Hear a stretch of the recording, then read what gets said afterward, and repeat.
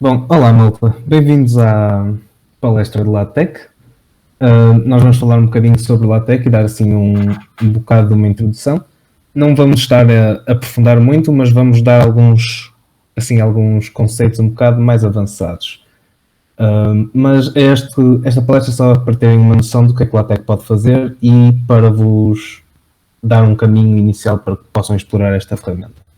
Portanto, como já devem ter me ouvido a pronunciar, pronuncia-se LaTeX, não LaTeX, e pronto, era isso que eu queria começar a dizer.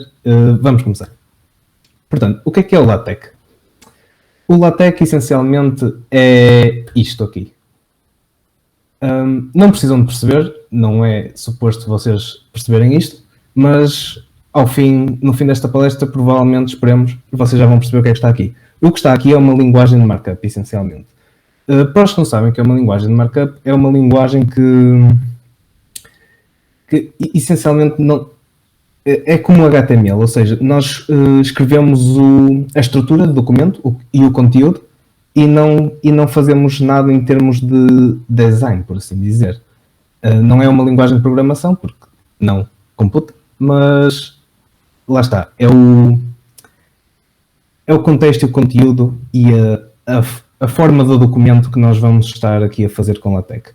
Ou seja, isto aqui em LaTeX, este pedaço de texto, como vocês podem ver, temos aqui uma introdução, um pedaço de texto, isto aqui que é uma imagem, já vamos falar disso um bocadinho mais à frente, e uma conclusão. E este pedaço de texto vai ser compilado pelo LaTeX para este PDF. Aqui assim. Como podem ver, a partir de essencialmente nada, eu tenho aqui a dizer muito pouca coisa de formatação. O LaTeX formatou-me este texto todo num documento bastante aceitável até. Por exemplo, podem ver que aqui a introdução está numerado, está a bold, está um tipo de letra maior do que o resto do texto. Podem ver que o texto em si está bem espaçado, está bem justificado, a minha imagem está no sítio correto e centrada, etc. A única coisa que não estava ali no texto anterior é este pedacinho das referências, mas depois nós vemos isto mais no final. Essencialmente é isto que é o LaTeX. O LaTeX quer-vos tirar a formatação das mãos, essencialmente. Quer que vocês deixem de preocupar com isso, porque ele faz isso, essencialmente. Ele quer que vocês se preocupem com o conteúdo. Claro que depois nós podemos configurar tudo e formatar isto de uma forma muito diferente, e eu já vos mostro alguns exemplos, mas é isto que o LaTeX quer. É isto que o LaTeX faz, essencialmente. Transforma-nos um markup, texto, conteúdo, numa coisa bonita de apresentar. Queria só chamar aqui a atenção que, por exemplo, o LaTeX, ele tenta incutir-nos boas práticas. Nós podemos ignorar tudo o que o LaTeX queira que nos incita a fazer, essencialmente. Mas ele quer nos ajudar a fazer boas práticas. Por exemplo, há estudos que indicam que há um certo comprimento de linha que é mais fácil para ler e certos tipos de letra que são mais fáceis para ler. E o LaTeX traz isso da caixa, dizendo assim, por exemplo, este comprimento de linha não é uma coisa aleatória. Este tipo de letra, acho que é Times New Roman neste caso, não é uma coisa aleatória. São definições que o LaTeX mete por pré-definição que são consideradas mais fáceis de ler, essencialmente. Mas, para além do que já disse, porquê LaTeX? Por várias razões. Porque é grátis, porque é open source, é cross-platform e é text-based. O que é que cada uma destas significa? Em primeiro lugar, pronto, grátis, o que é que não é bom que seja grátis? Não é? Tipo, toda a gente quer coisas grátis. Open source significa que é bem suportado, não há aqui nada de surpresas.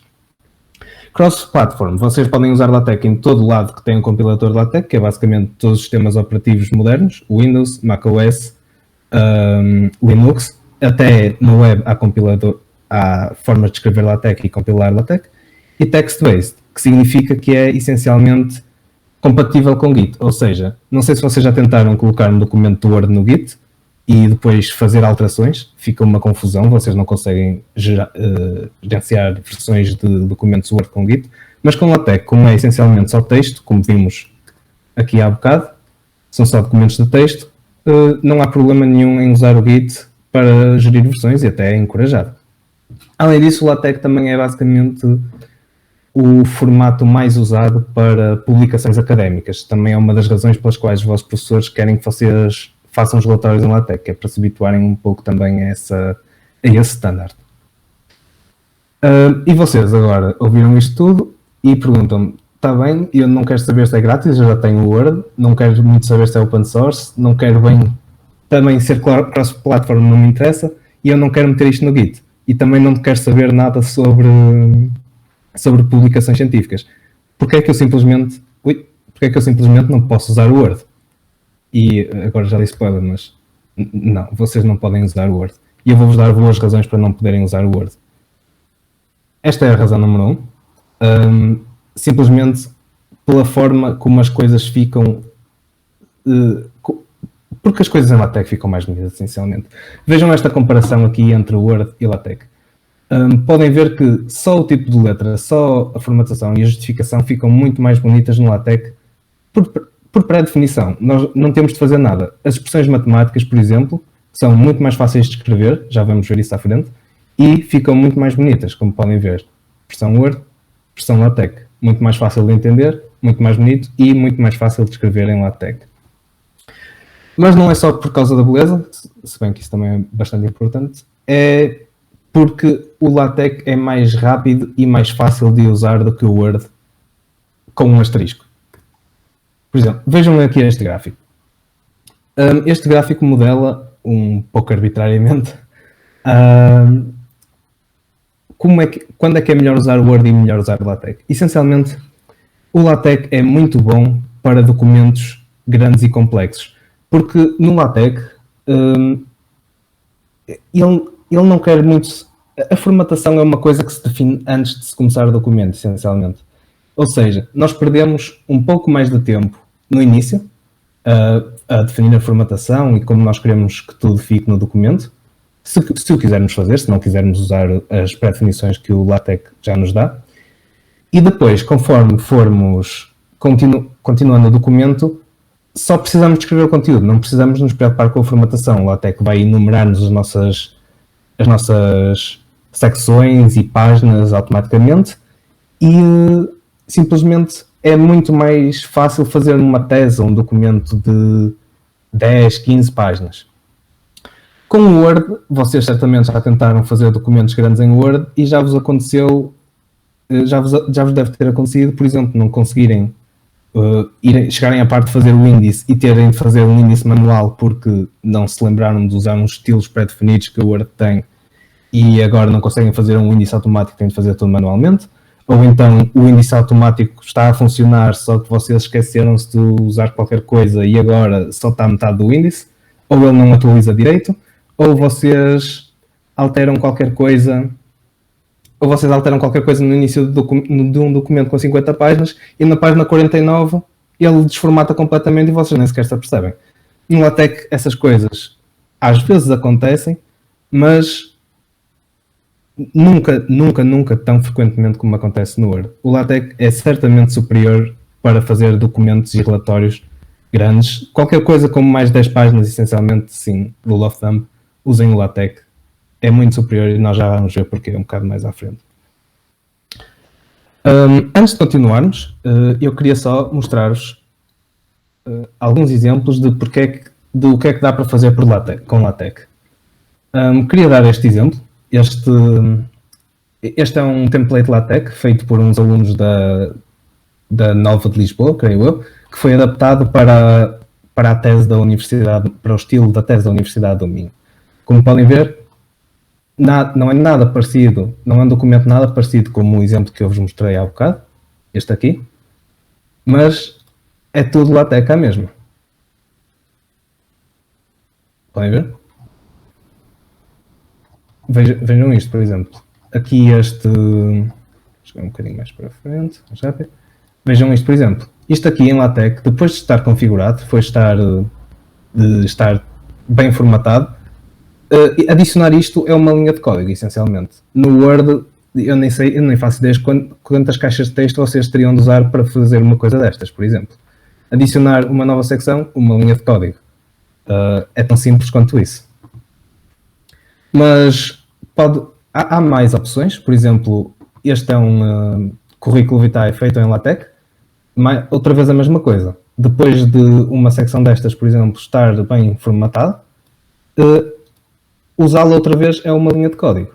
Isto no Word, outra vez era tipo dezenas de caixas de texto que estariam para aqui. Ficaria mesmo muito difícil de ser alterada depois. No LaTeX é adicionar mais linhas, essencialmente.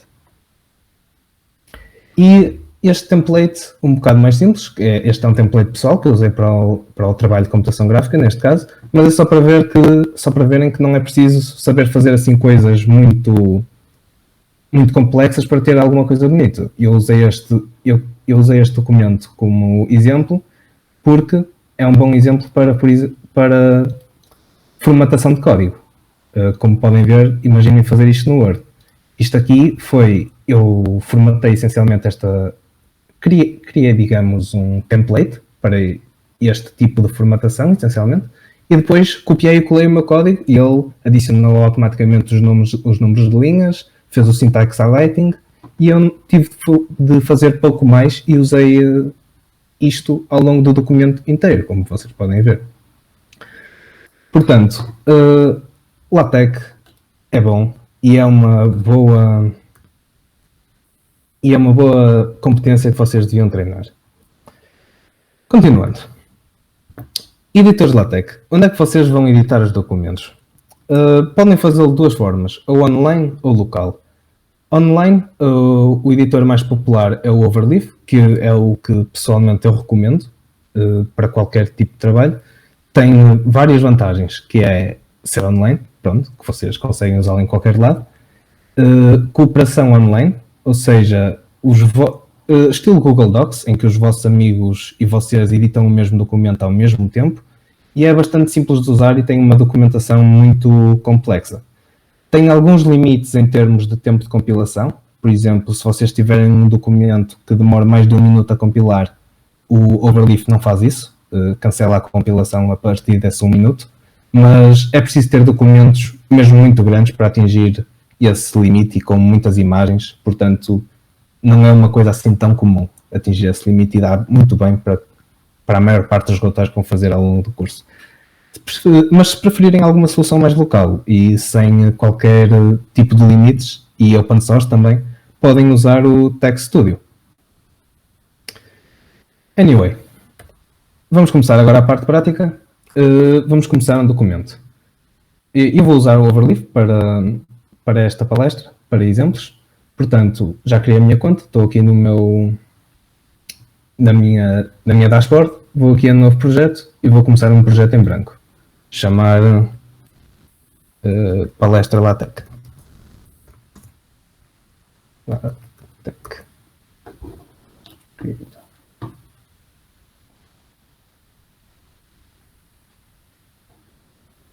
Pronto.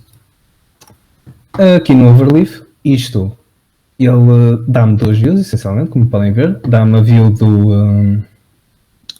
do editor de texto e uma preview do documento que este código vai gerar, essencialmente. O Overleaf já me pôs aqui algumas coisas para ser simpático e assim algumas coisas mais comuns, mas já vamos ver o que é que isto significa. Continuando aqui na apresentação, para começar um documento, nós temos de fazer uma configuração inicial. A configuração inicial consiste em definir uma classe de documento e, no caso de documentos em português, de definir packages internacionais e para mudar a default language para português, essencialmente. E, infelizmente, nós temos de fazer isto porque, com muitas tecnologias, o LaTeX é uma tecnologia desenvolvida nos Estados Unidos, não é?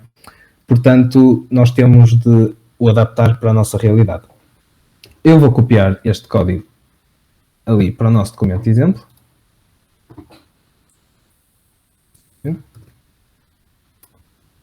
E vou já explicar o que isto significa. Ora, document class já lá vamos, mas este use package UTF-8, Este use package é como o import do LaTeX, e neste caso estamos a fazer import do package input-enc, que é um package de encodings, com a opção UTF-8, ou seja, estamos a dizer que queremos usar um encoding UTF-8. E depois estamos a fazer import ao package Polyglossia, que é um package de línguas e dicionários.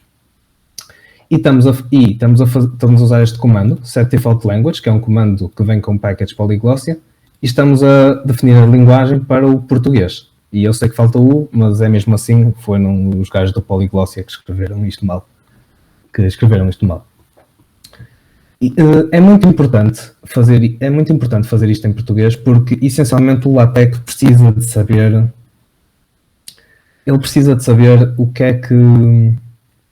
Ele precisa saber que palavras é que existem em português. Porque quando ele justifica o texto, ele faz a efinização automática das palavras, uma coisa que o Word não faz. Fazer a efinização automática das palavras permite que nunca haja aqueles espaçamentos enormes, como às vezes encontramos no Word, quando fazemos justificado. Por exemplo, temos uma linha com poucas palavras ou que o Word não sabe dividir e ficamos com aqueles espaços para aí com 4 ou 5 vezes o tamanho de um espaço normal.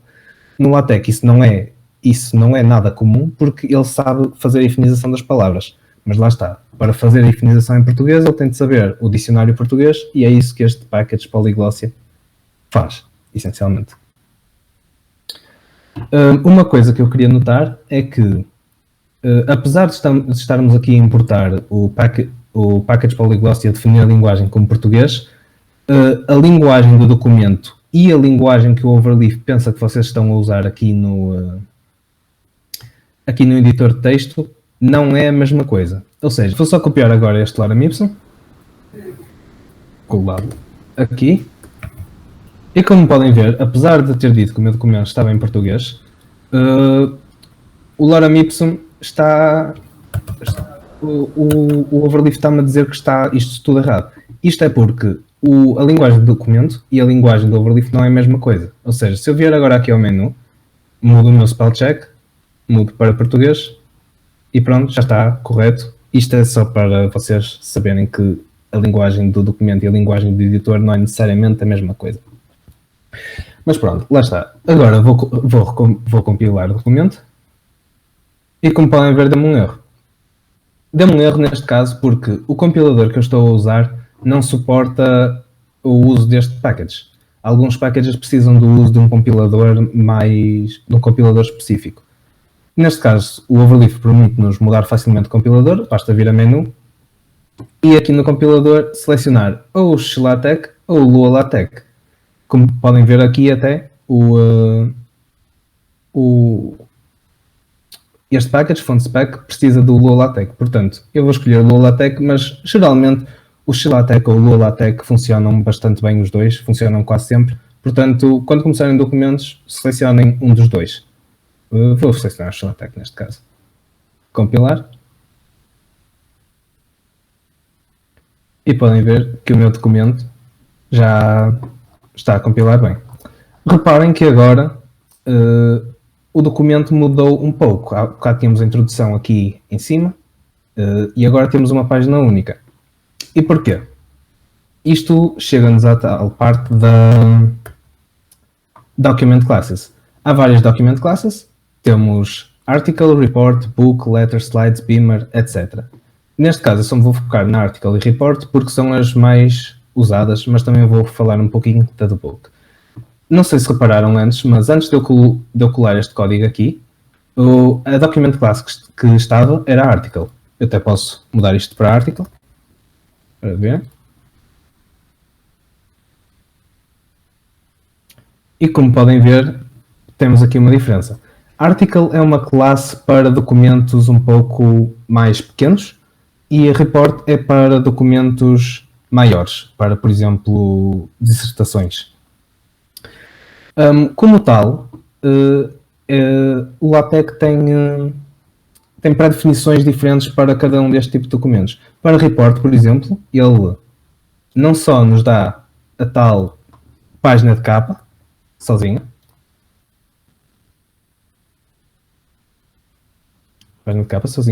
mas dá-nos também outro comando, o chapter.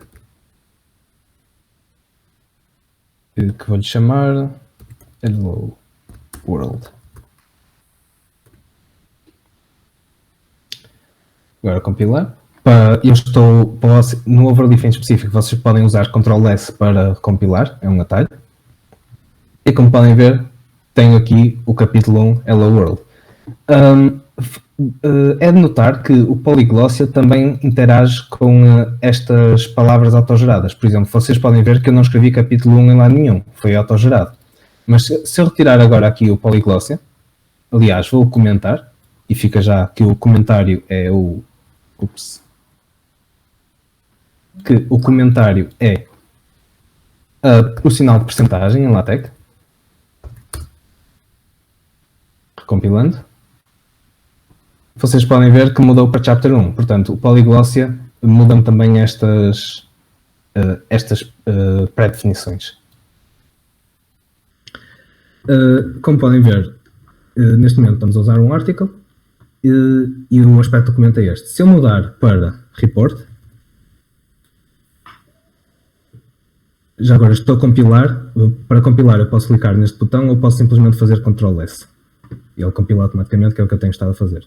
Mas a mudar o document class da article para report, podem ver que ele desde logo fez-me uma capa, uma página única com o meu título, os autores e a data, e colocou-me o texto logo a seguir. Outra diferença bastante grande entre report e article é que o report tem outro comando numa hierarquia superior ao section, que é o chapter. Portanto, Hello World.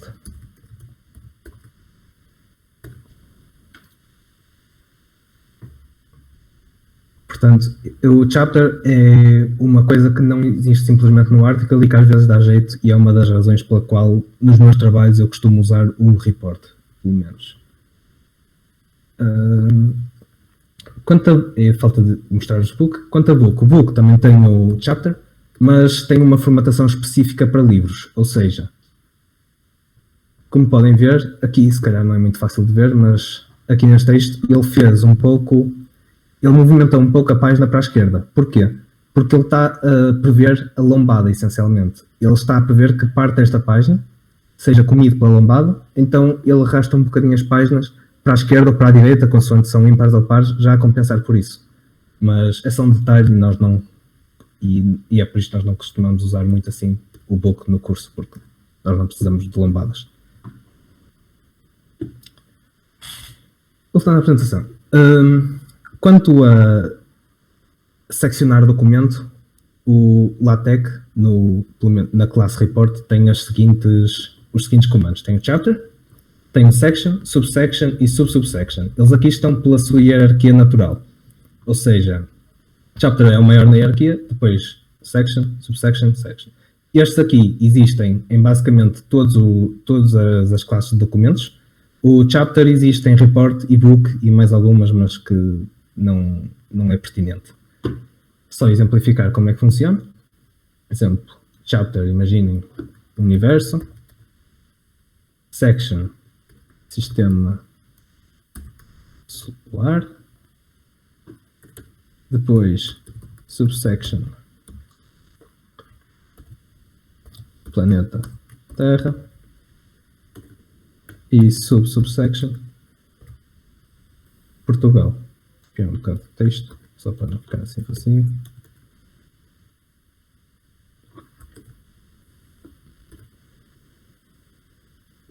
E compilar. E podem ver que ele automaticamente formata-me para ter a hierarquia correta. Capítulo, secção, subsecção com a numeração correta e a subsecção em que ele, por pré-definição, escolhe omitir a numeração. Mas tudo isso dá para ser mudado, mas depois falamos sobre isso. Continuando, também como ele trata toda a formatação e toda a numeração por nós, gerar o índice é muito simples mesmo. Temos um comando, que é Table of Contents, basta colocá-lo aqui depois do título. compilo, ele já sabe que depois da página de título é para me fazer uma página com o índice. Queria aproveitar já agora também para mostrar outra razão pela qual nós queremos usar este package para documentos em português. Se eu retirar, vocês podem ver que ele muda-me conteúdo para content, ele muda-me chapter para capítulo. Eu não tinha escrito nada disso, foi o LaTeX que fez por mim, portanto ele vai fazer na linguagem que ele pensa que o documento está. Se ele pensar que está em inglês, faz em inglês. Se eu adicionar os packages em português, ele faz em português. Eu agora vou só mudar isto para article, porque quero que o documento seja um bocado mais compacto para efeitos da apresentação. Vou tirar também o chapter por causa disso, porque o article não tem chapter. Pronto. Agora que já falamos da estruturação, se alguém tiver dúvidas vá colocando no chat, mas vamos passar para comandos básicos. Temos já aqui uma pequena preview. Vocês repararam, se calhar no início, que o LaTeX tem um logótipo um bocado incomum e ele dá-nos o comando /LaTeX para facilmente fazer o render deste logo. Por exemplo, o LaTeX.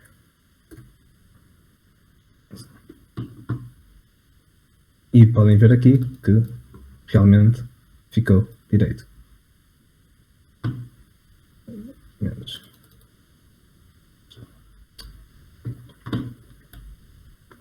Portanto, outros comandos. Há alguns comandos de formatação básicos.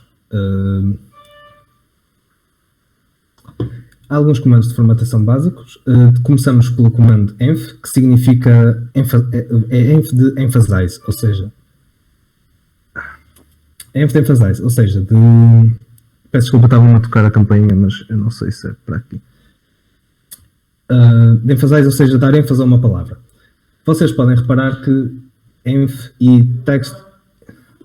eu peço desculpa, estão aqui à porta, dê-me só um...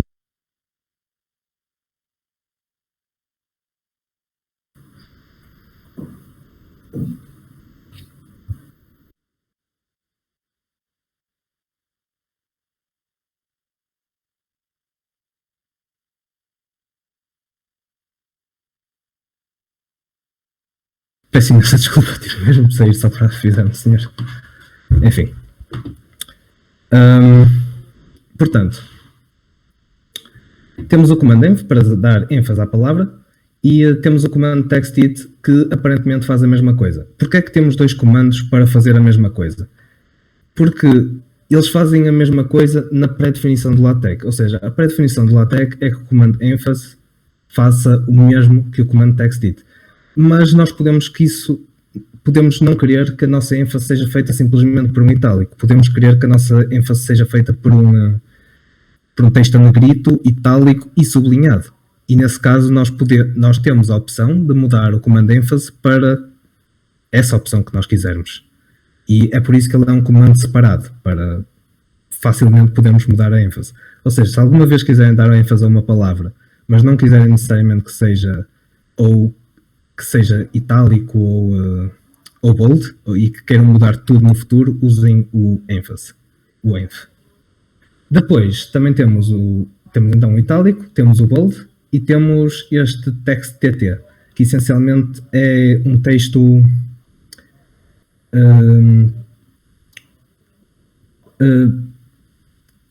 é um texto verbatim, ou seja, é um texto não formatado com uma fonte monospassada, tipo o texto de uma consola, mas já falamos um bocadinho melhor sobre este texto verbatim. Queria só exemplificar como é que fica no documento. Por exemplo, eu faço o /env para estas palavras, o que eu meter dentro das chavetas é o que realmente vai ficar ênfase. Se eu quiser meter bold, o overleaf dá-me um atalho interessante que se eu fizer Ctrl+B, ele coloca-me automaticamente o comando para bold. E a mesma coisa, se eu quiser itálico, posso fazer Ctrl+I e ele coloca-me automaticamente o comando para itálico. Se eu agora compilar, podem ver que realmente muda aqui para bold, texto, modelo fica a itálico, mas que é o ênfase neste caso. Lorem ipsum fica a itálico também. Um bocadinho maior, para conseguirem ver melhor. Ok. Depois tem também umas opções de tamanho, mas que não são muito usadas no corpo do texto. E porquê? Porque elas são comandos, mas não são utilizados com chavete. Ou seja, se eu fizer um large aqui, ele vai se aplicar ao meu corpo inteiro.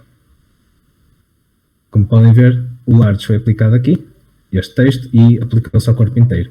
Estas opções são mais utilizadas para formatar, por exemplo, elementos mais pequenos, como por exemplo título, autores ou assim. Por exemplo, se eu vier aqui ao title e fizer um barra huge, podem ver que ele altera-me o título, mas altera-me apenas o título. O resto do documento ficou direito. Há vários tamanhos. Temos o small, large e huge, mas dentro destes tamanhos temos mais alternativas. Temos portanto, o small. E o small é simplesmente small. Temos o large com o L minúsculo e temos o large com o L maiúsculo. O large com o L maiúsculo é um bocadinho maior que o large com o L minúsculo. E depois temos o huge. Huge com H maiúsculo, que é um bocadinho maior que o large com L maiúsculo. E temos o huge com H maiúsculo, que é um bocadinho maior que o huge com o H minúsculo. É um bocado difícil de explicar, mas é fácil de entender, dizendo assim. Só que é muito verboso de explicar. Continuando. O LaTeX também tem vários símbolos que podem utilizar. Alguns destes existem porque não existe tecla no teclado, como o /P, o símbolo de parágrafo, o dagger, o trademark, copyright, etc. Outros existem porque, apesar de haver símbolo no teclado para eles, são caracteres reservados do LaTeX. Por exemplo, o percentagem nós já vimos que era para comentários, o dólar é para o modo matemática, mas já vamos falar sobre isso. E, portanto, se quiserem colocar um dólar, precisam de fazer um /$. Essencialmente, a barra também funciona como um escape character, dizendo assim, se já sabem o que é que isso é. O cardinal serve para macros, mas nós não vamos falar disso nesta palestra. E o I comercial serve para separação de tabelas, mas nós também vamos ver isso um bocadinho mais à frente. Portanto, isto é só uma tabela de referência. Vocês, quando precisarem de usar alguma coisa destas, vão ao Google pesquisar qual é que é o símbolo que precisam e facilmente sabem. Não precisam de estar a memorizar nada disto. Depois, estes são outros comandos mais comuns que eu vou exemplificar. Temos, por exemplo, o new page, o par, o no event, as duas barras, o vspace e o gaspace. São comandos bastante simples de formatação. Por exemplo, o par, como o nome indica, cria um parágrafo. Compilar. Como podem ver, foi criado o parágrafo. Mas também há outras formas de criar parágrafo. Posso simplesmente, em vez de fazer o /par, posso simplesmente deixar uma linha de intervalo, uma linha vazia, uma ou mais linhas vazias, não importa.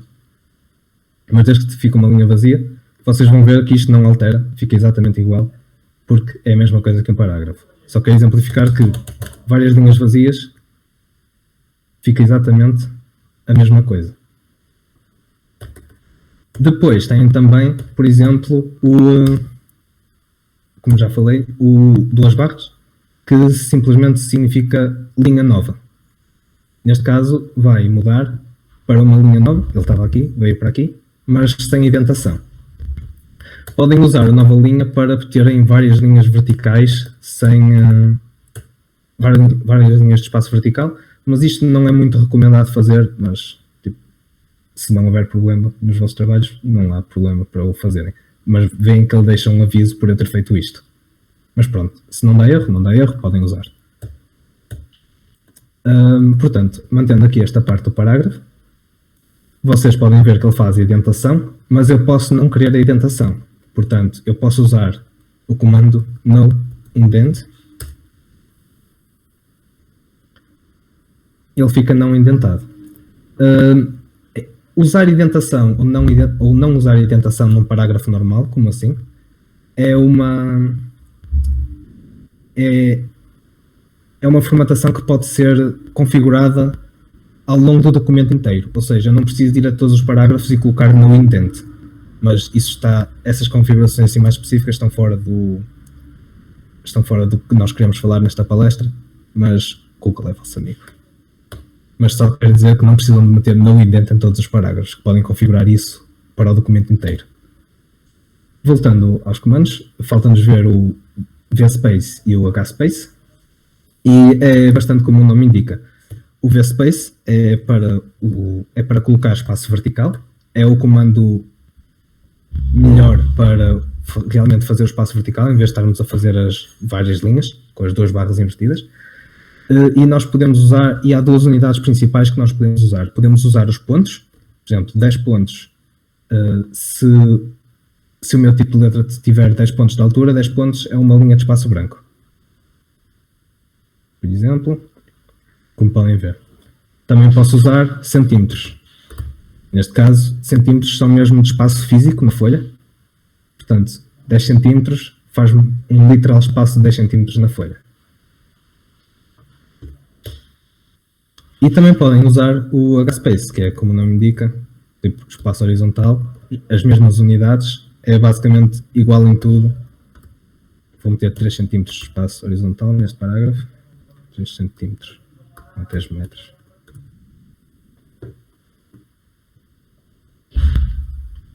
E veem que ele foi indentado ali 3 cm para a direita. Estes comandos não são muito utilizados para fazer o que eu estou aqui a fazer, são mais utilizados para uma formatação mais geral, por exemplo, de capas, de posições de imagem, não tanto de posições de imagens, mas também pode ser, mas não é suposto ser usado como eu estou aqui a fazer, essencialmente. É só para exemplificar mesmo. Mas isto são coisas que depois vocês aprendem com a experiência. Há muitas mais formas de formatação, tipo, muitos mais comandos importantes, mas eu só quero explicar mais um, essencialmente para vos dar assim uma introdução e para vos fazer entender que há muitas formas de fazer coisas bem. Ou seja, por exemplo, eu quero vos mostrar como fazer um novo comando. Isto são comandos, como nós estivemos a ver, mas eu posso fazer o meu próprio. Isso pode dar muito jeito. Porquê? Eu tenho aqui um exemplo de um trabalho de redes que eu fiz.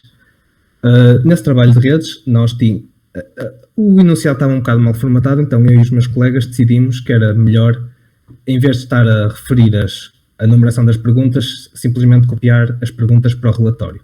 E nós queríamos arranjar uma forma de distinguir a pergunta principal das alíneas. E podem ver que as perguntas estão em itálico, numa caixa cinzenta, as alíneas estão em itálico, numa caixa cinzenta um bocado mais clara. O código para definir essas caixas é este. Usamos o package mdframe. Isto não é preciso vocês perceberem isto, eu só estou a exemplificar, nós não vamos tocar nesta configuração assim. Isto aqui é produto do Google, um bocado. Mas é essencialmente isto aqui. Para fazer esta formatação, eu estou a utilizar este código aqui. Como podem ver, estou a criar um novo comando. O comando é chamado pergunta e recebe um argumento. Ou seja, quero mostrar. Se eu usar o comando pergunta, eu abro chavetas, meto o argumento lá dentro, só um, e ele coloca essencialmente este código e coloca o texto que eu meti aqui dentro. Ou seja, isto é uma forma muito mais fácil e muito mais limpa de ter uma formatação já no equipamento. Porque, por exemplo, este documento tem para aí 10, 20 páginas e eu tenho muitas perguntas e linhas. Por exemplo, aqui, aqui. Se eu decidisse, a meio do trabalho, que eu queria meter esta sombra de cinzento um bocado mais clara, eu ia ter, sem o meu comando próprio, eu ia ter de alterar isso em todas as instâncias. Isso ia ser péssimo. Ou seja, ao fazer o comando pergunta, eu posso simplesmente alterar o meu styling aqui. Por exemplo, se eu não quisesse style pergunta para pergunta, mas quisesse styling em linha. Isto altera-me um estilo só alterar aqui uma vez, altera-me o estilo por todo o documento, e isto porque eu fiz um comando custom, bem, que mudou. Notem, é exatamente a mesma coisa fazer isto, Ctrl C, vir aqui, tirar isto daqui, esta pergunta, X, tá. Ter isto e ter o que eu tinha há bocado é exatamente a mesma coisa. Está a compilar, rápido. Aqui está, exatamente a mesma coisa, mas muito mais feio. Uma pergunta é muito mais bonito e posso usar muito mais à frente. Por exemplo, linha, etc. Simplificando um bocadinho, imaginem que eu quero definir aqui, estamos de volta ao meu exemplo, imaginem que eu quero definir um comando que me meta a palavra universo em bold. Eu faço, antes do documento, atenção, fora do ambiente documento, eu faço new command, barra U, que é o que eu quero, não quero opções, e fica universo. Cada vez que eu meter o comando barra U, ele vai me imprimir a palavra universo em bold. Bem, aqui está. Estes dos comandos é uma ferramenta extremamente poderosa e eu recomendo muito que vocês explorem, porque dá para fazer mesmo muitas coisas e é uma boa prática. Como sempre, o Google é o vosso amigo. Nós podemos estar aqui a falar horas sobre formatação em LaTeX, mas temos mais coisas para falar. Portanto, como colocar imagens? É mesmo muito simples colocar imagens em LaTeX. Vocês usam este package, o GraphicsX. É basicamente, colocar imagens em LaTeX é basicamente tudo copy-paste. Usam este package, Graphics. Depois, usam este pedaço de código. Não precisam de copiar, eu depois posso dar os slides no fim da talk, não há problema. Eu já vou explicar o que é que este código significa. Eu vou meter a minha imagem aqui. E precisam de fazer upload essencialmente depois upload de uma imagem aqui para o LaTeX. Eu poderia fazer upload do meu computador, mas acho que vou importar de outro projeto. Fazer upload do computador.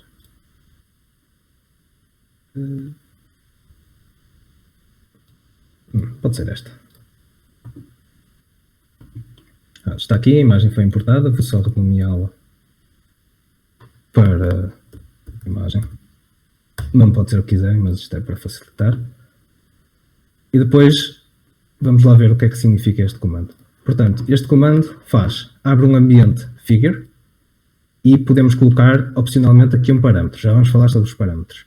Centering é opcional, mas obriga a centrar a imagem, essencialmente. Include graphics é o que realmente vai incluir a vossa imagem no documento. Tem propriedades, que nós já vamos falar sobre isso, e depois tem o caminho para a imagem. Podem inserir uma caption, ou seja, uma legenda para a imagem, já vamos ver como é que isso fica, e podem inserir um label também, ou seja, uma referência para a imagem. Também já vamos ver melhor como é que isso funciona. Mas vou aqui fazer, por agora não vou meter parâmetros, nem propriedades. O meu fecheiro é imagem.jpg. A caption vai ser e o label, isto aqui é um bocado importante, os labels podem ser usados em tudo, é para referenciar, podem ser usados em secções, por exemplo, posso meter aqui um label nesta secção e dar-lhe um nome, por exemplo, sec solar. Já vamos ver como é que isto influencia depois a referenciação, mas só queria dizer que pode ser usado em várias coisas porque é boa prática colocar um prefixo de o que é o label, ou seja, como isto é uma figura, eu meto fig, 2 pontos e depois uma descrição, neste caso merge, por exemplo. Se eu guardar agora,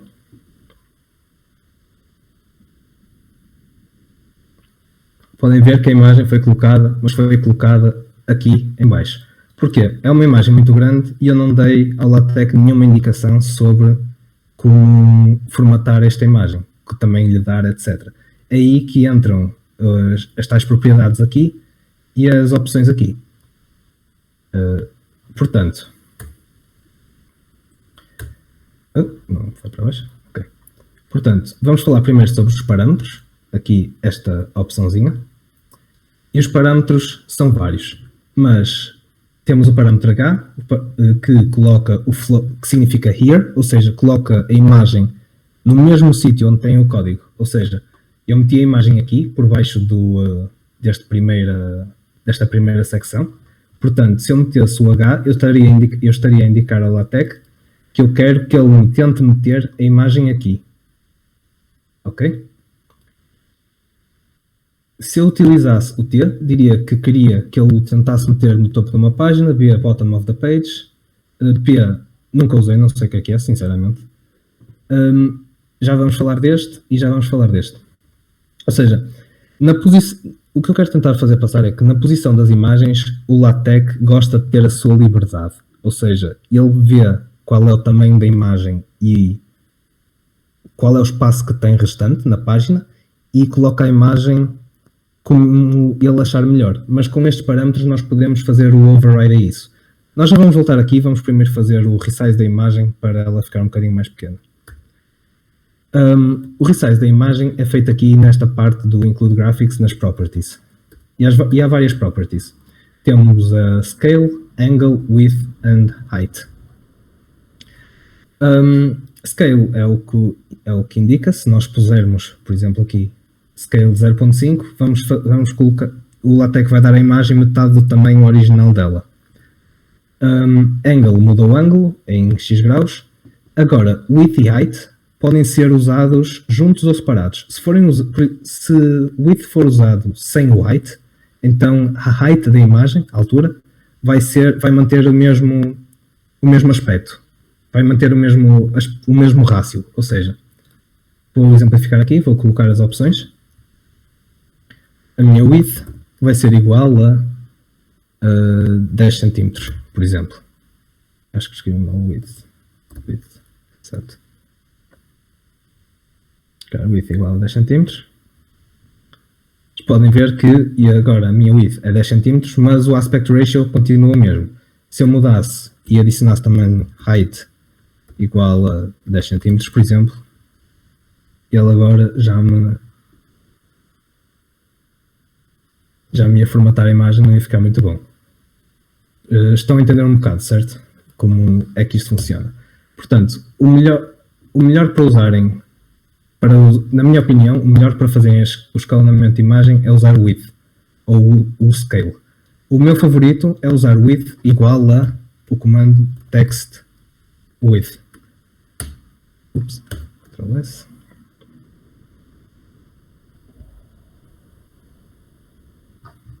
Como podem ver, ele faz com que a imagem tenha exatamente a mesma largura com o texto, que é o que significa text width, que fica bastante bem.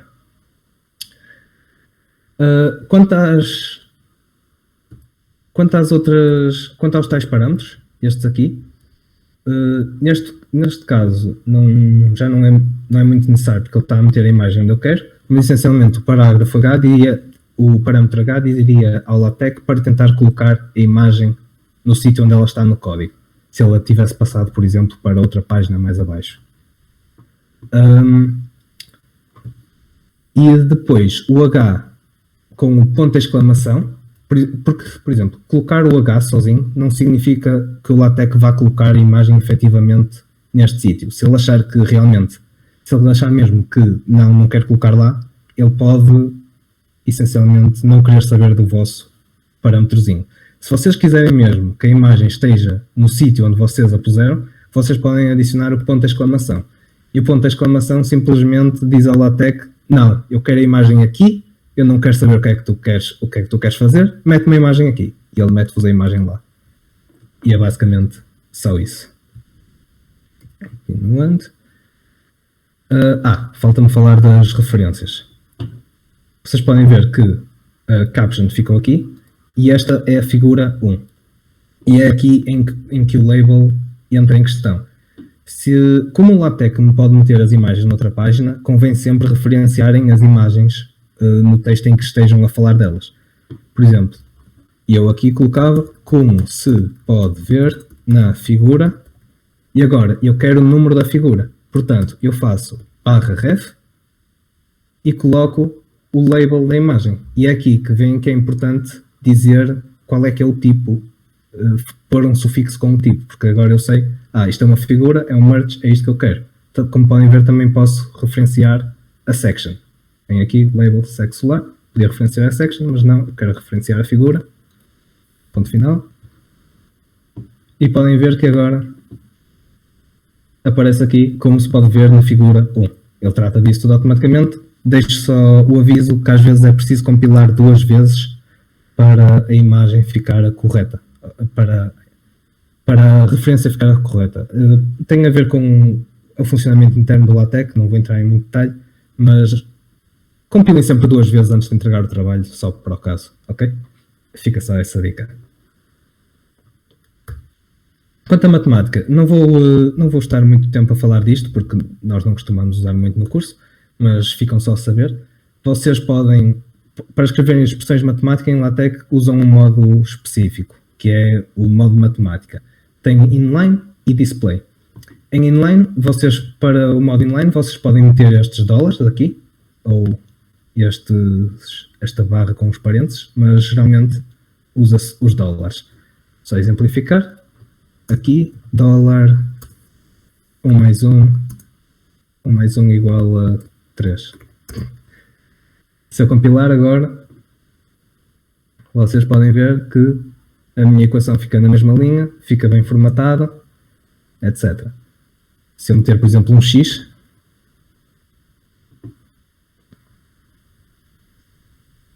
também fica ali aquele x de matemática que nós estamos super habituados a ver.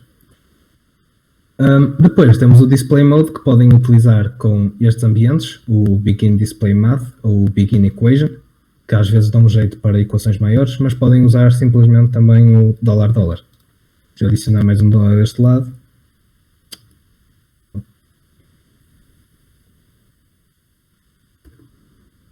Ele vai-me criar uma linha específica para esta equação. Quanto à matemática ainda, podem ver, tem também comandos para as letras gregas mais comuns, /alfa, /beta, /gama, etc, etc, para poderem colocar direito. E queria só mostrar alguns exemplos da formatação matemática. Ele tem alguns comandos específicos, por exemplo, para somatórios, para o símbolo de pertence a, e para limites também tem uma sintaxe específica. Quero só mostrar como é que isto fica, só para exemplo. Atenção que esta sintaxe tem de ser usada dentro do modo matemático. Vamos controlar isso. E veem que fica aqui muito bem formatado. E mais uma das razões pela qual o LaTeX é superior ao Word. Fazer isto no Word seria um pesadelo. E aqui é uma linha, essencialmente. Mas como vocês em princípio não vão precisar disto, mas como sempre, se precisarem, Google. Google é vosso amigo. Agora, quanto a tabelas. É facilmente a pior coisa de fazer no LaTeX. É facilmente a pior coisa de fazer no LaTeX. Eu vou explicar como é que elas se fazem, só para vocês saberem, mas vocês nunca as vão fazer assim, essencialmente. Só quero explicar mesmo a sintaxe. Portanto, esta é a sintaxe de uma tabela. Vocês começam com um environment, um espaço chamado tabular, begin tabular and tabular, e depois, como segundo argumento para este espaço, vocês definem quais são as colunas que querem. Neste caso, nós temos 3 colunas, esta e esta, que estão separadas. Este código é para esta tabela, já agora, se não foi óbvio. Mas temos 3 colunas, como podem ver, 1, 2, 3, que estão separadas por separadores. Ou seja, têm um limite. É isso que estas barras verticais significam. L, C e R significa o alinhamento dessa coluna. L significa que esta coluna está alinhada à esquerda. Não é óbvio aqui porque é só um caractere em todas, mas esta coluna está alinhada à esquerda. Esta coluna do meio está alinhada ao centro, lá está, C. E esta coluna direita está alinhada à direita, daí o R. Depois temos este comando ageLine, que significa linha horizontal. Ele está no início e no fim, que significa que temos linha horizontal no início e no fim. E depois, para os dados das colunas, colocam coluna a coluna, linha a linha, separados pelos is comerciais. De quando acabarem as colunas, fazem o tal comando de nova linha. Vou só mostrar como é que isto funciona aqui no LaTeX, no Overleaf. Podem ver, só compilar. Podem ver que temos aqui exatamente a mesma tabela. Se eu agora mudar para o 1 para Hello e World, ok. Só para tornar óbvio que realmente esta coluna está alinhada à esquerda, coluna do meio ao centro, coluna da direita alinhada à direita. Se eu quiser tirar estes alinhamentos, por exemplo, tiro aqui as barras verticais, compilando, podem ver que já não há barras verticais. Se eu quiser, por exemplo, tirar esta linha do início, esta linha horizontal, tiro este comando. E eu posso querer, por exemplo, metê-la depois aqui entre o Hello e o 4, o World. Posso colocar aqui simplesmente no fim, entre esta linha e esta linha. E já está. Agora, isto era só para ensinar como é que as tabelas funcionam, porque vocês não façam assim, só se forem masoquistas. O que vocês realmente querem usar para fazer tabelas em LaTeX é o Tables Generator. É um site, tablesgenerator.com. Um bocado é um site simples. Vocês simplesmente colocam os vossos dados. Vocês podem explorar isto melhor, mas podem mudar o tamanho da tabela, fazer merge a células, meter tudo bold, itálico, decidir se querem tudo centrado ou se só querem umas assim, etc. Certo? E vocês fazem aqui a tabela direito, podem fazer os limites e tudo, como quiserem, por exemplo, e depois clicam simplesmente em Generate, ele gera-vos o código, vocês copiam tudo e colam no vosso documento. Veem que isto facilmente fica bastante complicado. E aqui está a tabela. E portanto, sim, usem isto, guardem o ficheiro, podem importar de CSVs e guardar as tabelas, carregar. E também tem aqui outras opções interessantes. Por exemplo, se vocês querem caption ou não, se querem em cima ou em baixo, se querem centrar a tabela horizontal, por exemplo. Se querem escalar a tabela para ter a mesma width do texto, podem selecionar, gerar, copiar e voltar a colar. As tabelas realmente é uma das coisas mais difíceis de fazer em LaTeX, não é muito intuitivo, mas felizmente existem estas ferramentas como o Tables Generator para facilitar. Em termos de listas, as listas são super fáceis. São nativas, temos unordered e order. Unordered lists tem os bullet points. Ordered lists tem 1, 2, etc. É muito simples. Isto acho que nem vale a pena exemplificar no documento, mas simplesmente começam com begin e no caso do unordered lists é o espaço itemize e depois por cada item fazem /item, escrevem o que têm a escrever à frente. Se quiserem outro /item, escrevem o que têm a escrever à frente, etc. E acabam com uma lista assim, desta forma. Se quiserem uma ordered list, é a mesma coisa, mas em vez de ser o itemize, é o enumerate. Mesma coisa, /item, e ele depois faz 1, 2, etc. Dá para modificar se é 1, se é 2. mas isso depois, isso é um bocado mais complicado, mas dá para o fazer. Tudo dá para alterar, depende da complexidade que vocês queiram aceitar, essencialmente. Também dá para fazer nested lists, ou seja, listas com listas dentro.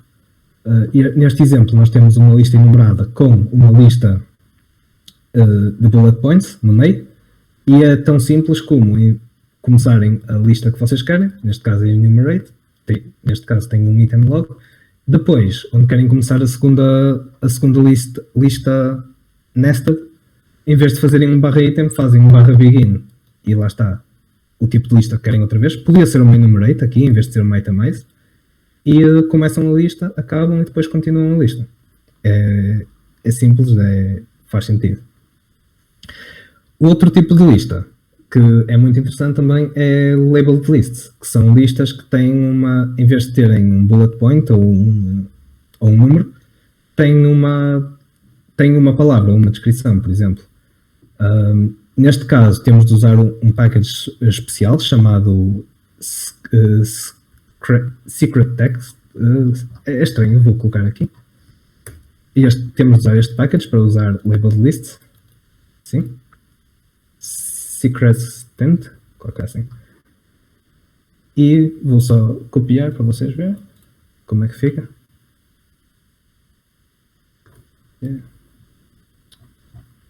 Labeled lists. Vou colocar aqui mais para o fim.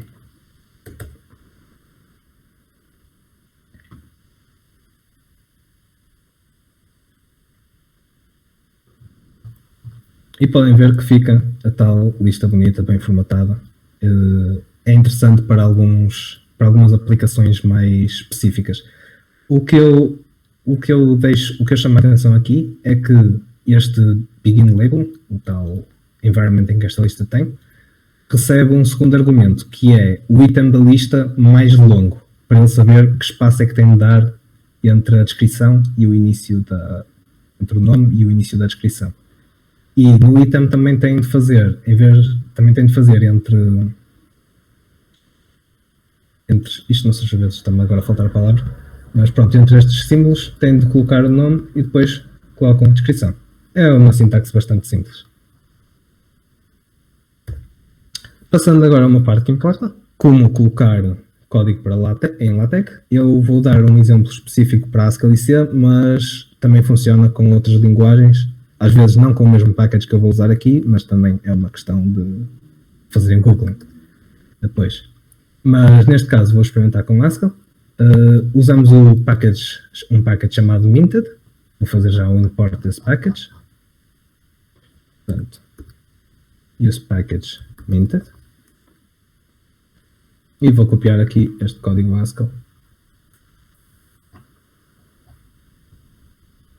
Como sempre, têm de usar o begin environment, e aqui ele leva um argumento com a linguagem de programação que nós estamos a usar dentro dele. Portanto, neste caso é Haskell, tem aqui Haskell, estou a compilar. E ele faz-me toda a compilação, sintaxe do código, sintaxe highlighting de Haskell. Posso, por exemplo, também demonstrar com C. Sempre aqui uma função rápida, int main printf hello world return 0.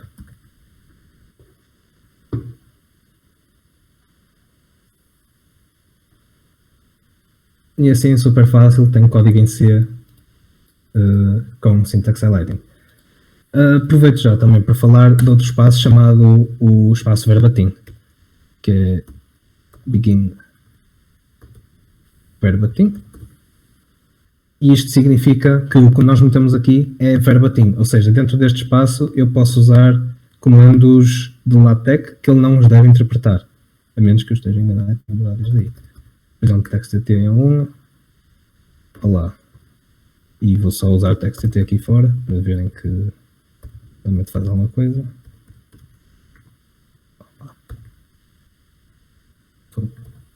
Ok. Eu escrevi isto mal.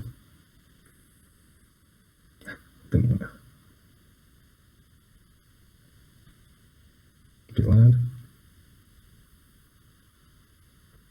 Pronto, como podem ver, dentro do verbatim, tudo o que eu lá meter em texto é o que ele vai escrever no documento, neste caso com uma fonte monospassada. E o TextDT, que eu era suposto falar um bocado, mas esqueci-me, o que vocês colocarem lá dentro também fica em fonte monospassada, essencialmente. Para acabar agora a apresentação, queria só tocar na parte das bibliografias. O LaTeX tem bons packages para usar bibliografias. É relativamente simples de fazer, mas pode ficar complicado. Neste caso é um exemplo simples, nós usamos simplesmente o package biblatec.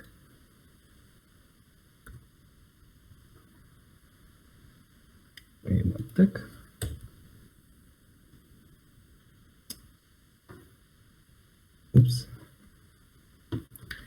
E nós vamos colocar a nossa bibliografia num ficheiro próprio chamado references.bib.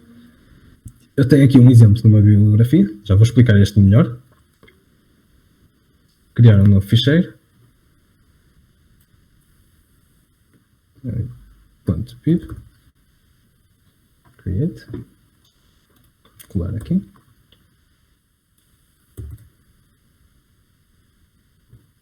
Isto não é necessário.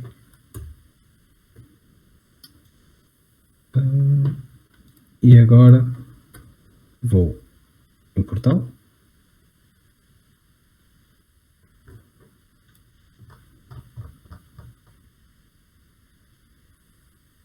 Vou ficar aqui.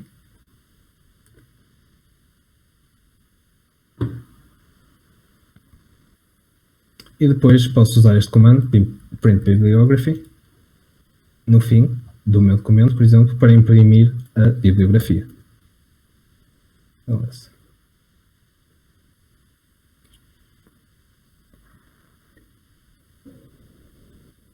Ok, deve ter... falta-me o resto.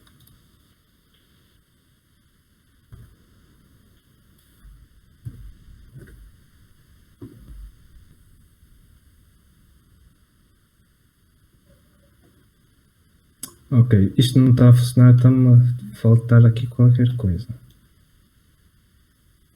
Talvez seja dentro do documento.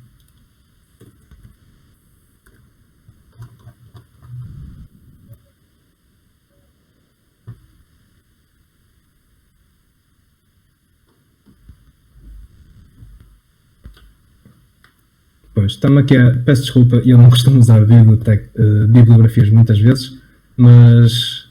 Portanto, não está aqui a funcionar agora, mas fica a nota, se vocês precisarem usar bibliografias, usem este package Biblatec e que depois conseguem fazer bibliografias facilmente. Essencialmente, a forma como isto funciona é que vocês têm um ficheiro chamado qualquer coisa .bib, dão-lhe um tipo, há vários, mas pode ser article, pode ser, por exemplo, online, se for um site, dão-lhe um nome, essencialmente, Einstein, e dão-lhe outros tipos, autores, título, etc. Isto são as informações que são impressas depois no fim da página, na parte de bibliografia. E depois, se vocês, por exemplo, quiserem citar esse livro, por exemplo, aqui no fim deste texto, podem simplesmente fazer cite e depois o nome que deram, Einstein.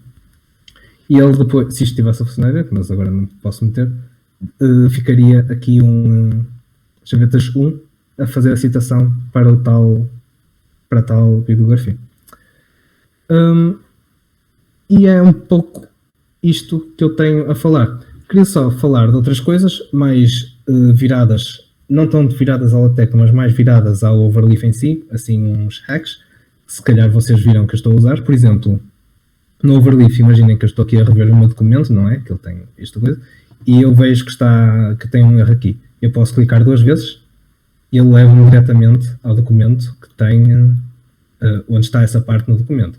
Mesma coisa, se eu estiver aqui no documento LaTeX e estiver aqui, esta parte tem aqui um erro, quero mudar, agora quero ver como é que fica na compilação, posso ir aqui, clicar aqui, go to code location in PDF, ele leva-me à parte onde está este código, onde está o equivalente a este código, dizendo assim.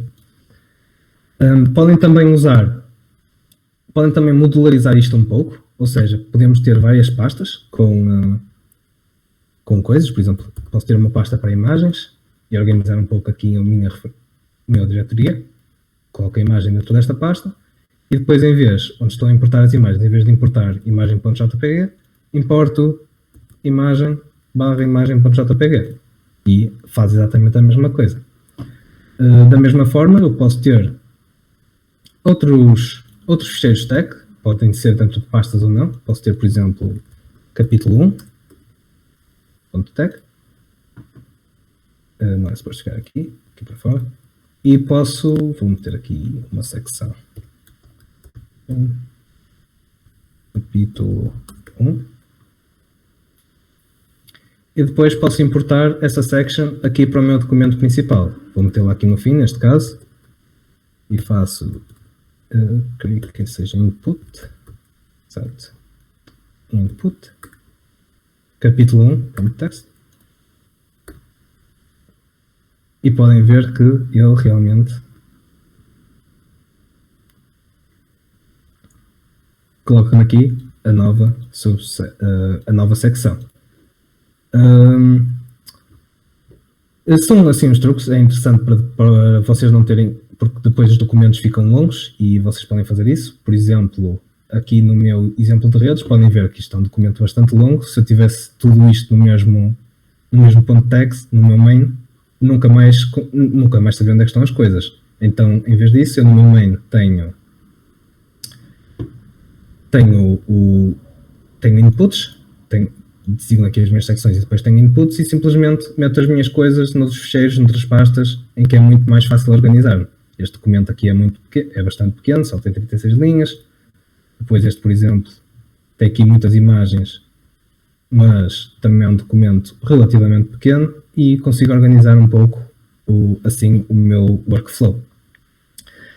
Podem reparar aqui também que o Overleaf tem logs, tem alguns, este agora está-me a dar problemas por causa do biblioteca, mas tem aqui alguns warnings de coisas que podem estar mal. Por exemplo, um warning comum é quando vocês têm uma palavra que o LaTeX não sabe separar, por exemplo, um link ou assim, e o LaTeX não consegue separar a palavra, então a palavra estende-se para além da margem. E ele aí pode-vos dar um aviso. Portanto, os avisos essencialmente significam que o LaTeX consegue compilar, mas que há alguma coisa que pode estar a correr mal. Não necessariamente, mas pode, portanto, verifiquem-nos. Quando dá erros, eles também vos mostram aqui onde é que são, mostra qual é o ficheiro em que está o erro, às vezes mostra qual é a linha, e fica a vermelho, e aí é porque há alguma coisa mesmo grave que vocês devem ver. Às vezes compila com erros, outras vezes não, depende um bocado de qual é o erro. Depois, no Overleaf tem também a função Review, em que podem deixar comentários, por exemplo, para trabalharem com os vossos colegas. Isto está mal, não está mal, mas pronto, faz de conta. Podem deixar o comentário, não sei, deixou? Acho que sim. Porque acho que eu tenho. Ok. E podem também fazer o share para os vossos colegas poderem usar o documento ao mesmo tempo. Também tem uma função de history, mas isto só tem alguns limites por causa de... Isto é mais útil pago, mas mesmo assim conseguem... Já não me lembro bem quais são os limites, mas acho que é de tempo, não tenho bem a certeza, mas também é uma coisa útil para verem quais foram as últimas alterações a ser feitas, etc. E também tem uma função de chat, para se vocês tiverem várias pessoas a colaborar no mesmo documento ao mesmo tempo, podem usar este chat para ser mais simples assim. Quero voltar ao texto agora. Ok. Depois, por último, também tem aqui este menu onde podem customizar algumas opções do Overleaf em si, como vimos há bocado que o compilador usar, qual é o documento principal, que língua é que deve estar o spell check, se querem ter um autocomplete, qual é o tema que querem do editor, etc. E a última coisa era que eu mostrei-vos há bocado estas coisas interessantes, queria-vos só mostrar onde podem ir buscá-las. O Overleaf tem uma biblioteca bastante boa de templates. vocês na página principal do Overleaf podem ir simplesmente a Help aqui e Documentation, onde também têm muitos recursos onde podem aprender. Se alguma vez quiserem aprender alguma coisa Overleaf, eu recomendo esta documentação em vez das coisas que vocês arranjem no Stack Overflow, se bem que às vezes as coisas do Stack Overflow também são muito úteis. Mas tem aqui também as coisas dos templates, tem vários templates para currículos vitais, trabalhos, posters, teses, livros, etc. Por exemplo, podem ver, podem decidir que gostam deste e usar o OpenAS Template no Overleaf e depois customizar a vossa vontade. E pronto, é isto tudo o que tinha para falar.